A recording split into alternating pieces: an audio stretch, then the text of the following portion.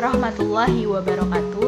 Kami dari kelompok 3 akan mempresentasikan atau membahas tentang teori belajar behaviorisme dan juga hukum-hukum pendekatannya. Nah, sebelum itu kita harus mengetahui apa itu teori behaviorisme. Teori behaviorisme adalah teori yang mempelajari tentang perilaku manusia. Nah, yang pertama itu menurut Thorndike, belajar adalah peristiwa terbentuknya asosiasi-asosiasi antara peristiwa stimulus dengan peristiwa respon. Apa itu stimulus? Stimulus adalah suatu perubahan dari lingkungan eksternal yang menjadi tanda untuk mengaktifkan organisme untuk bereaksi atau berbuat sesuatu. Kemudian respon. Respon adalah sembarang tingkah laku yang dimunculkan karena adanya suatu rangsangan. Thorndike juga mengemukakan bahwa asosiasi antara stimulus dan juga respon ini mengikuti hukum-hukum yang pertama, yaitu hukum kesiapan atau law of readiness, yaitu semakin siap suatu organisme memperoleh suatu perubahan tingkah laku, maka akan menimbulkan kepuasan tersendiri bagi individu tersebut. Nah, yang kedua yaitu hukum law of exercise, yaitu semakin sering suatu tingkah laku tersebut diulang, dilatih ataupun digunakan, maka suatu tingkah laku tersebut asosiasi tersebut akan semakin kuat. Nah, begitu juga sebaliknya, jika tingkah laku ini jarang digunakan atau jarang dilatih, maka asosiasinya akan melemah. Yang ketiga ada hukum akibat atau law of effect, yaitu hubungan stimulus respon cenderung diperkuat jika akibat yang didapatkan itu adalah positif atau menyenangkan. Nah, gitu juga sebaliknya, asosiasinya akan melemah jika akibatnya itu negatif atau tidak menyenangkan. Berdasarkan hal tersebut, dijelaskan bahwa teori belajar behavioristik ini, khususnya menurut Thorndike, adalah perubahan tingkah laku melalui stimulus dan respon. Artinya, perubahan tingkah laku dibentuk sesuai dengan keinginan lingkungan karena individu merespon sesuai dengan stimulus yang diberikan. Selain itu, respon yang diberikan akan baik jika seseorang tersebut sudah siap dalam menerima stimulus, sehingga menimbulkan kepuasan bagi diri individu itu sendiri. Nah, untuk mendapatkan hasil belajar yang baik berupa perubahan tingkah laku, maka sebaiknya pemberian stimulus sering dilakukan berulang kali atau dilatih agar respon yang diberikan juga semakin baik. Kemudian ada menurut Pavlov yang melakukan eksperimen kepada seekor anjing. Ia menghasilkan hukum belajar seperti yang pertama, yaitu law of respondent conditioning. Artinya itu hukum pembiasaan yang dituntut. Jika ada dua macam stimulus dihadirkan secara stimulan atau yang salah satunya berfungsi sebagai reinforcer, maka refleks dan stimulus lainnya akan meningkat. Nah, yang kedua yaitu ada law of respondent extinction, yakni hukum permusuhan yang dituntut jika refleks yang sudah diperkuat melalui responden conditioning itu didatangkan kembali tanpa menghadirkan reinforcer, maka kekuatannya akan menurun. Selanjutnya akan dibahas oleh teman saya. Menurut B.F. Skinner, teori belajar Skinner didasarkan atas gagasan bahwa belajar adalah fungsi perubahan perilaku individu secara jelas. Perubahan perilaku tersebut diperoleh sebagai hasil respon individu terhadap kejadian atau stimulus dari lingkungan. Penelitian yang dilakukan Skinner dipengaruhi oleh percobaan Pavlov dan ide-ide John Watson atau Bapak Behaviorisme. Salah satu hasil penelitian yang terkenal adalah kotak Skinner atau Skinner Box. Ketertarikan Skinner terhadap perilaku individu terletak pada stimulus respon yang dihasilkan. Penguatan merupakan unsur terpenting dari teori Skinner. Penguatan stimulus diberikan berulang-ulang agar dapat memperkuat respon yang dikehendaki, sehingga perilaku individu dikontrol oleh penguatan stimulus yang mengikutinya. Ukuran perilaku individu yang terpenting adalah tingkatan atau kecepatan responnya. Perilaku individu yang diamati Skinner agak berbeda dengan perilaku yang diamati dalam teori behaviorisme sebelumnya. Dalam teori behaviorisme Skinner, dikenal istilah responden dan operan. Responden merupakan respon-respon individu yang secara otomatis diperoleh melalui stimulus yang sudah dikenal dan relatif tetap. Sedangkan dalam pengkondisian operan, stimulus awal tidak selalu dapat diketahui. Individu hanya sekedar memunculkan respon-respon yang dikontrol oleh penguatan stimulus yang mengikutinya. Menurut Skinner, perilaku operan lebih berperan dalam kehidupan manusia dibanding perilaku responden. Hal inilah yang mendasari teori Skinner tentang pengkondisian operan atau operan conditioning. Menurut Albert Bandura, teori belajar sosial menurut Bandura adalah orang belajar dari yang lain melalui observasi, peniruan, dan pemodelan. Teori ini sering disebut jembatan antara behavioris dan teori pembelajaran kognitif karena meliputi perhatian, memori, dan motivasi. Teori belajar sosial menjelaskan perilaku manusia dalam hal interaksi timbal balik yang berkesinambungan antara kognitif, perilaku, dan pengaruh lingkungan. Orang belajar melalui pengamatan perilaku orang lain, sikap, dan hasil dari perilaku tersebut. Kebanyakan perilaku manusia dipelajari observasional melalui pemodelan, yaitu dari mengamati orang lain. Kemudian hasilnya berfungsi sebagai panduan untuk bertindak. Kondisi yang diperlukan untuk pemodelan yang efektif yaitu A. Atensi atau perhatian. Bagi seorang individu untuk belajar sesuatu, mereka harus memperhatikan fitur dari perilaku yang dimodelkan, termasuk kekhasan, afektif valensi, prevalensi, kompleksitas, nilai fungsional, karakteristik seseorang, seperti kapasitas sensoris, misalnya tingkat gairah, mengatur persepsi, penguatan sebelumnya, juga mempengaruhi perhatian. Yang B. Ada retensi atau ingatan. Manusia harus mampu mengingat detail dari perilaku untuk belajar dan kemudian memproduksi perilaku, termasuk pengodean simbolis, gambaran mental, kognitif organisasi, latihan simbolis, dan latihan motorik. Yang ketiga ada reproduksi. Dalam memproduksi perilaku, seseorang harus mengatur tanggapannya sesuai dengan perilaku model. Kemampuan ini dapat ditingkatkan dengan praktek. Terakhir ada motivasi. Memiliki alasan yang baik untuk meniru, termasuk motif seperti harapan masa lalu, behaviorisme tradisional, menjanjikan insentif yang dibayangkan dan mewakilkan, melihat dan mengingat model yang patut ditiru. Bandura percaya pada determinis timbal balik, yaitu lingkungan memang membentuk perilaku dan perilaku membentuk lingkungan. Sedangkan behaviorisme dasarnya menyatakan bahwa lingkungan seseorang menyebabkan perilaku seseorang. Bandura yang juga mempelajari kenakalan remaja menemukan ini terlalu sederhana, dan di samping itu dia menyarankan bahwa perilaku lingkungan merupakan menyebabkan juga. Kemudian Bandura segera menganggap kepribadian sebagai interaksi antara tiga komponen, yaitu lingkungan, perilaku, dan proses psikologi seseorang. Teori belajar sosial kadang-kadang disebut jembatan antara behavioris dan teori pembelajaran kognitif karena meliputi perhatian, memori, dan motivasi. Teori ini terkait dengan social development teori and life Vygotsky, di mana ketika belajar juga menekankan pentingnya pembelajaran sosial. Perkenalkan, nama saya Mas Linda. Di sini saya akan melanjutkan menjelaskan materi dari teman saya. Pada kali ini saya akan menjelaskan tentang teori belajar menurut Jean Piaget. Jadi Jean Piaget ini sendiri merupakan seorang filsuf, ilmuwan, serta psikolog pengetahuan yang berasal dari Swiss yang sangat terkenal berkat hasil penelitiannya tentang anak-anak dan juga teori perkembangan kognitifnya.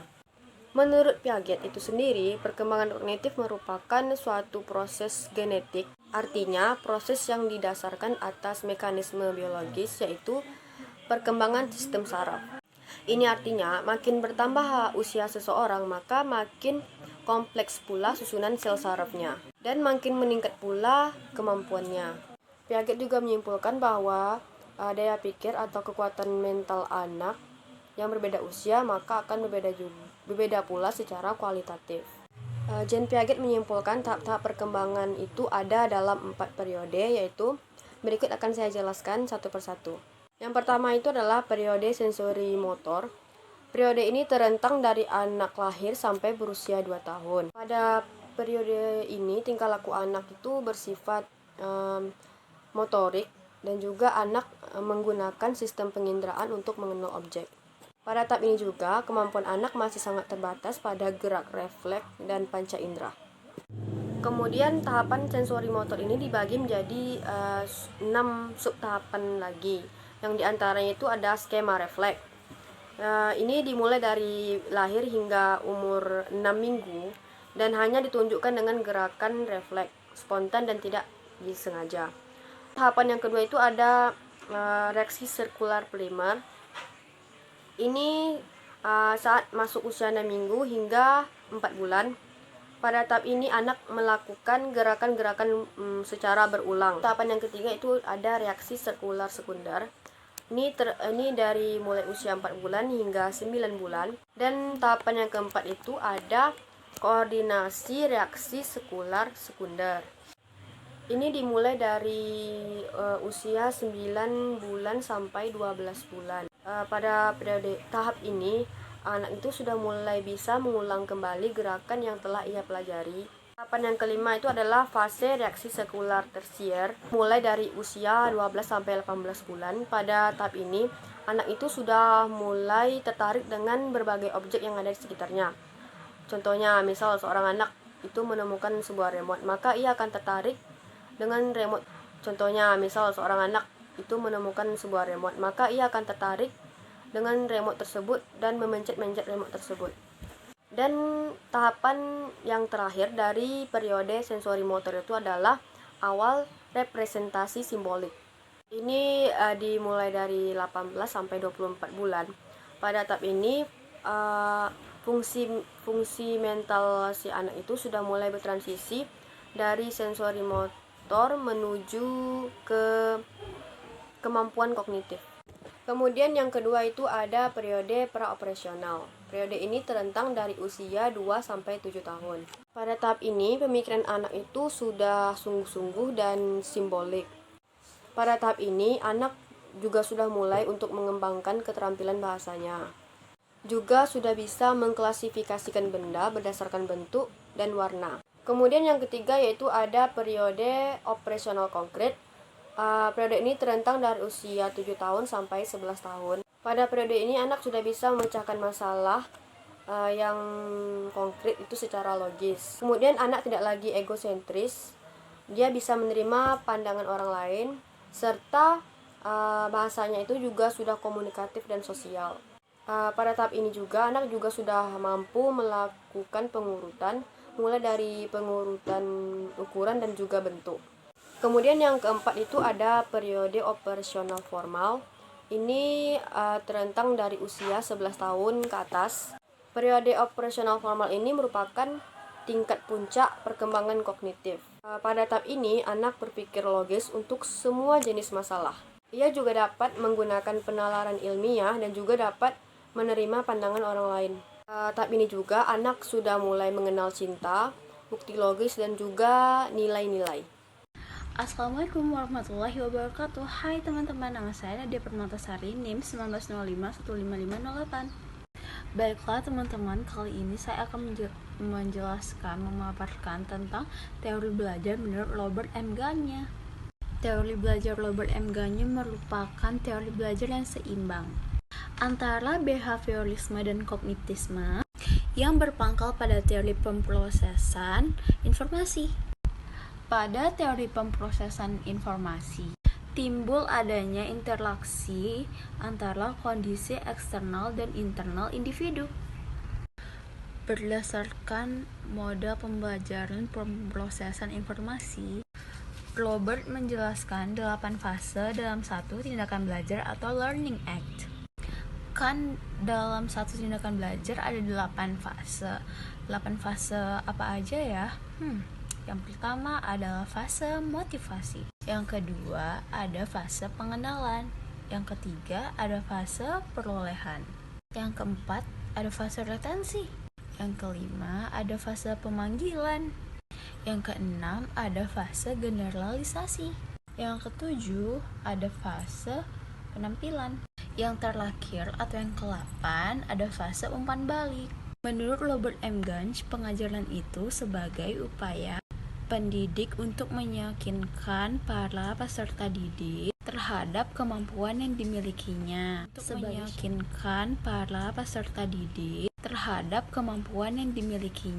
Sebagai syarat dalam menyelesaikan tugas, serta memberikan stimulus sehingga siswa mampu mengatur dan menyelesaikan tugasnya dengan baik. Teori belajar Gestalt. Gestalt adalah sebuah teori yang dikemukakan oleh Kafka dan Kohler dari Jerman. Teori ini berpandangan bahwa keseluruhan lebih penting dari bagian-bagian. Misalnya, seorang si pengamat mengamati seseorang dari kejauhan. Awalnya, seseorang yang berada pada kejauhan ini hanyalah terlihat seperti sebuah titik yang sedang bergerak. Namun, secara kelamaan, apabila seseorang yang berada pada kejauhan ini semakin mendekat kepada seorang si pengamat, maka akan terlihatlah secara keseluruhan bagian-bagian yang ada pada orang tersebut. Nah, dan maka dari itu, si pengamat dapat berkata bahwa ia melihat bagian-bagian yang ada pada orang itu seperti kepala, mata, telinga, hidung, baju, celana, topi, dan lain sebagainya. Dalam belajar, menurut teori belajar, yang terpenting itu adalah penyesuaian. Yang pertama, respon atau tanggapan yang tepat. Belajar itu bukan hanya mengulangi hal-hal yang dipelajari, melainkan memahami atau memperoleh insight. Belajar dengan menggunakan pengertian itu lebih dipentingkan daripada hanya memasukkan sejumlah kesan belajar dengan insight, yaitu sebagai berikut. A. Insight tergantung kemampuan dasar. B. Insight tergantung dari pengalaman masa lampau yang relevan. C. Insight hanya timbul apabila situasi belajar diatur sedemikian rupa. D. Insight adalah hal yang harus dicari, tidak dapat jatuh dari langit. E. Belajar dengan insight dapat diulangi. F. Insight adalah hal yang digunakan untuk menghadapi situasi yang baru. Ada beberapa prinsip belajar menurut teori Gestalt. Di antaranya yang pertama, belajar berdasarkan keseluruhan. Orang berusaha menghubungkan suatu pelajaran dengan pelajaran yang lain sebanyak mungkin, bahkan bahan pelajaran yang lain itu dianggap tidak terpisah, melainkan satu kesatuan, sehingga bahan pelajaran yang telah lama tersimpan di otak dihubung-hubungkan kembali dengan bahan pelajaran yang baru saja dikuasai sehingga dapat berdiri sendiri. Belajar adalah suatu proses perkembangan. Anak atau manusia sebagai suatu organisme yang berkembang, kesediaannya mempelajari sesuatu itu tidak hanya dilihat dari kematangan jiwa batiniah, melainkan perkembangan anak karena lingkungan dan pengalaman. Yang keempat, terjadi transfer, yaitu belajar pada pokoknya yang terpenting itu adalah penyesuaian pertama, yaitu memperoleh tanggapan yang tepat. Yang kelima, belajar terorganisasi pengalaman. Pengalaman adalah suatu interaksi antara anak dengan lingkungan. Sebagai contoh, anak terkena api. Hal ini merupakan pengalaman bagi anak. Anak akan merasa panas dan kulitnya mengelupas akibat terbakar. Nah, melalui kejadian ini, tentunya anak mendapat pelajaran bahwa api itu panas dan dapat membakar kulit manusia, sehingga anak tidak akan mengulangi kembali untuk bermain-main dengan api. Dengan demikian, belajar itu timbul akibat adanya situasi atau soal yang baru dalam kehidupan. Yang keenam, belajar harus dengan insight. Insight adalah suatu saat di dalam proses belajar di mana seseorang melihat pengertian tentang sangkut paut dan hubungan-hubungan tertentu dalam unsur yang mengandung suatu problem. Yang ketujuh, belajar lebih berhasil apabila menggunakan belajar lebih berhasil bila menghubungkan dengan keinginan, minat, dan juga tujuan. Di sekolah progresif, anak diajak membicarakan suatu proyek atau unit agar tahu tentang tujuan yang ingin dicapai dan juga yakin akan manfaatnya. Dan yang terakhir, belajar berlangsung terus-menerus. Belajar tidak hanya bisa dilakukan di sekolah, melainkan juga di luar sekolah. Dalam rangka untuk mendapatkan pengetahuan sebanyak-banyaknya, maka anak harus belajar bukan hanya di sekolah, tetapi juga di luar sekolah.